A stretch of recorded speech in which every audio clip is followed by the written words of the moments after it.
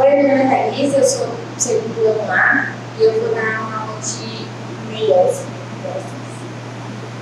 Começando pela definição de meiose, para a gente entender um pouco o que é. A meiose é um processo reducional, então a gente usa esse símbolo aqui para representar a meiose. Tem como objetivo diminuir a quantidade de cromossomos nas células filhas, que no caso são aquelas aqui que eu vou explicar, formadas ao fim do processo da meiose.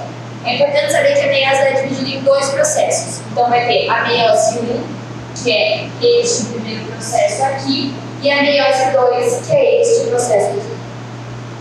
Na meiose 1, aqui é a primeira célula. É importante dizer que a célula, para ela poder sofrer meiose, ela tem que ser uma célula gamética e, portanto, ela tem que ter 2N, ou seja, a ploidia dela tem que ser de 2N.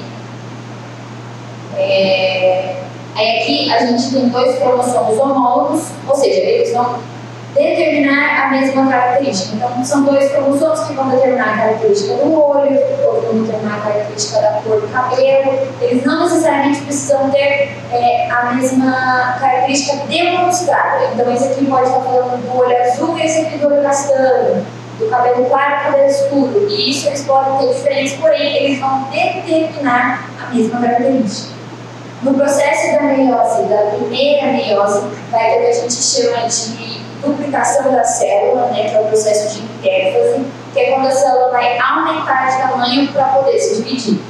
Em algumas células, isso pode acontecer durante a primeira meiose, não é obrigatório, mas pode acontecer. É um processo que a gente chama de processo de crossing over. Durante a primeira meiose, os cromossomos homólogos eles vão trocar entre si uma das suas pegas, uma das suas partes das cromatídeos. Lembrando que as cromatídeos são cada uma desses risquinhos, é uma cromatídeo que a gente chama de cromatídeos irmãs. Durante o processo de crossing over, eles vão trocar entre si um pedacinho dessas cromatídeos. E é justamente graças a esse processo que a gente tem uma grande variabilidade genética entre a nossa espécie. Então, no processo da primeira meiose, depois que aconteceu a duplicação da célula, vai acontecer a divisão. Cada um desses cromossomos, que são os cromossomos homólogos, vão ser puxados para um polo da célula, ou seja, se eles estão aqui no meio, eles vão ser puxados um para esse lado, o outro para esse.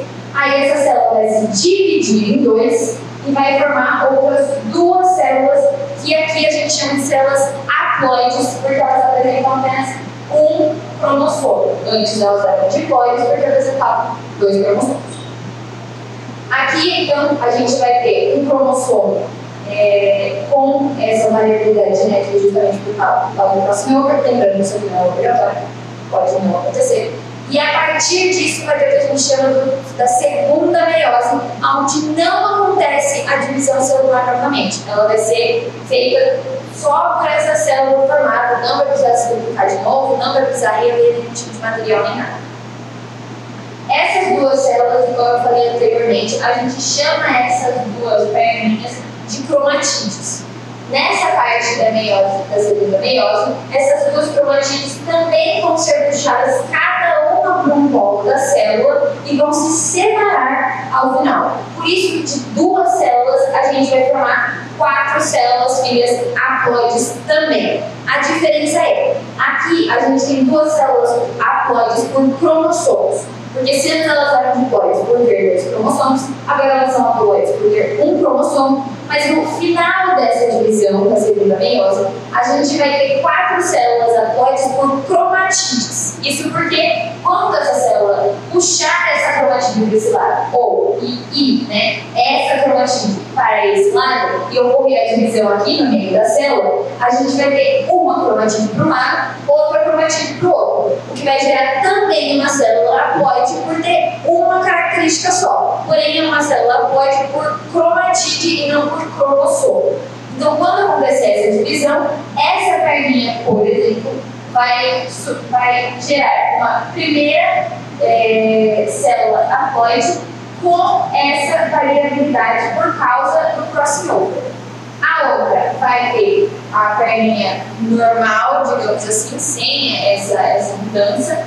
E aí a mesma coisa vai acontecer na outra. A gente vai ter uma que vai apresentar a diversidade, né, digamos assim, essa troca, e a outra não. Então, ao fim do processo, essa célula que era diploide vai gerar 4 células haploides por cromatina. E essas células haploides são justamente os gametas propriamente ditos. Então, por exemplo, imaginemos que esse aqui é uma meiose num corpo masculino, né, biologicamente masculino. Ele vai gerar 4 células haploides, que serão, por exemplo, os gametas. Cada um desses gametas apresenta 23 cromossomos, justamente porque é uma cromatide, e aí vai se juntar com a célula gamética do outro organismo, no caso do organismo feminino, e aí quando se juntar vai formar de novo uma célula diploide que vai sofrer aí de novo a meiose e assim por diante.